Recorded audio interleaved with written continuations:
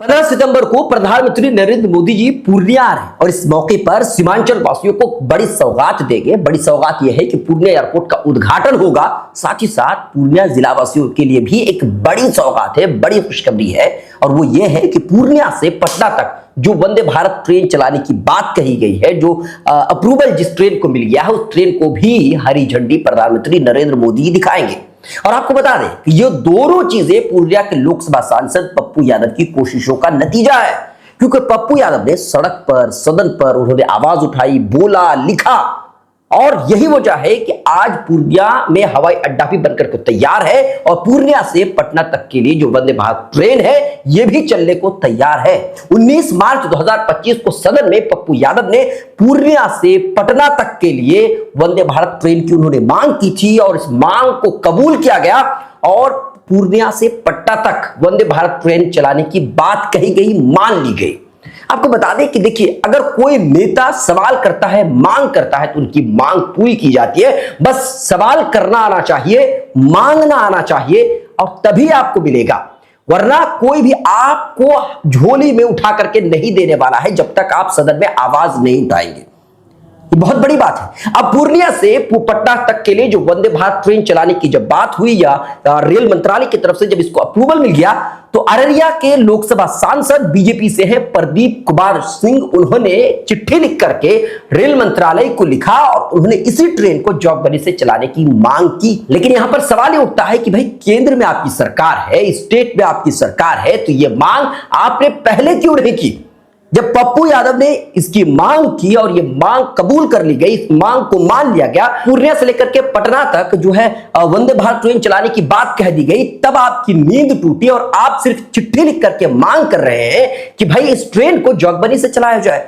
आपने पहले ये मांग क्यों नहीं की? और शायद अगर आप पहले मांग कर लिए होते तो आपको ये चिट्ठी लिखने की जरूरत ही नहीं पड़ती, आपकी ज्यादा मान्य होती, क्योंकि आप बीजेपी से ही सांसद हैं, केंद्र में आपकी सरकार है, स्टेट में आपकी सरकार है। लेकिन उस वक्त आपकी नींद ही नहीं टूटी और अब पूर्णिया वालों को उनके सांसद की मांग करने की वजह से ये वंदे भारत ट्रेन मिल रही है। और जब आपने मांग की है तो मैं ये दुआ करता हूं कि जो रेल मंत्री है अश्विनी वैष्णव जी इस मांग को भी कबूल करें और पूर्णिया से न चलाकर इसे जॉगबनी से चलाया जाए। अररिया के जो लोकसभा सांसद हैं उससे मेरी छोटी सी गुजारिश है कि आपकी सरकार केंद्र में भी है, स्टेट में भी है, आप अगर चाहें तो कई सारा काम हो सकता है। फिलहाल अगर जॉगबनी से बात करें तो जॉगबनी से इंटरसिटी एक्सप्रेस जो कटिहार से चलती है पटना के लिए, उस ट्रेन को आप खींच करके जॉगबनी तक ले आइए ताकि हमारे लिए फायदेमंद हो। आप अगर मिलेंगे, सवाल करेंगे, अश्विनी वैष्णव जी से मुलाकात करेंगे तो शायद ये काम हो सकता है। अमरपाली एक्सप्रेस जो कटिहार से खुलती है, अगर उसे खींच करके जॉगबनी लेकर आया जाए और जॉगबनी से ट्रेन खुले तो शायद हमारे लिए बेहतर होगा, क्योंकि सिर्फ सीमांचल एक्सप्रेस ही है जो जॉगबनी से खुलती है और सीमांचल एक्सप्रेस जॉगबनी अररिया पूर्णिया ही में इस ट्रेन की 70 से 80% सीटें भर जाती हैं। लोग ठूस ठूस करके दिल्ली जाने पर मजबूर होते हैं। अगर ये ट्रेन मिल जाती है तो हमारे लिए बहुत बड़ी बात होगी। अररिया जिला वासियों के लिए, जलालगढ़ वालों के लिए, पूर्णिया वालों के लिए खुशखबरी होगी, क्योंकि ये ट्रेन अगर इधर से चलती है तो लोगों के लिए आसानी हो जाएगी।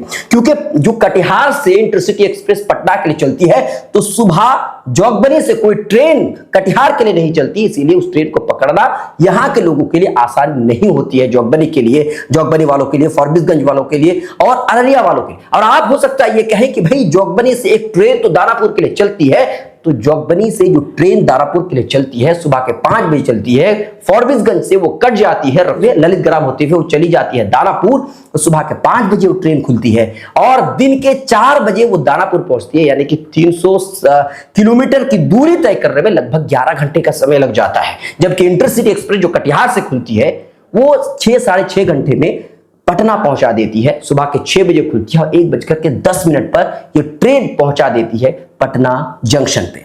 तो सवाल कई सारे हैं। सवाल यह है कि भाई जब जॉगबनी से सिलीगुड़ी इंटरसिटी एक्सप्रेस चलाई गई तो अररिया कोर्ट में इसका स्टॉपेज क्यों नहीं हुआ?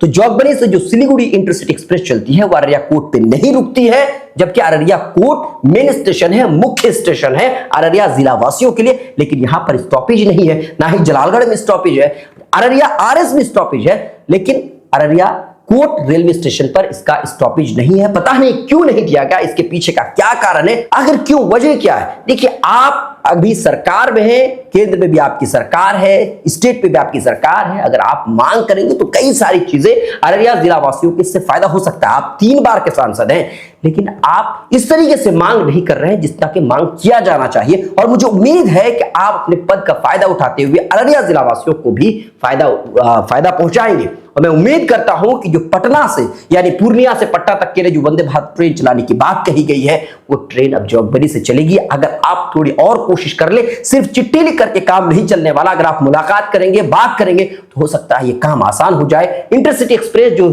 कटिहार से चलती है, अगर उसे खींच करके जोगबनी लाया जाए तो और भी अच्छा होगा, ताकि जो वंदे भारत ट्रेन है वो तो अमीरों की ट्रेन हो गई, लेकिन गरीब क्या करेंगे। तो हो सकता है अगर इंटरसिटी एक्सप्रेस आ जाए तो हमारे लिए बेहतर होगा, हम उसमें जा सकते हैं, सफर कर सकते हैं, गरीब लोग उस पर सफर कर सकते हैं। आप किस पर है क्या राय, आप हमें कमेंट कीजिए। लाइक शेयर फॉलो नहीं किया है तो जरूर कीजिए।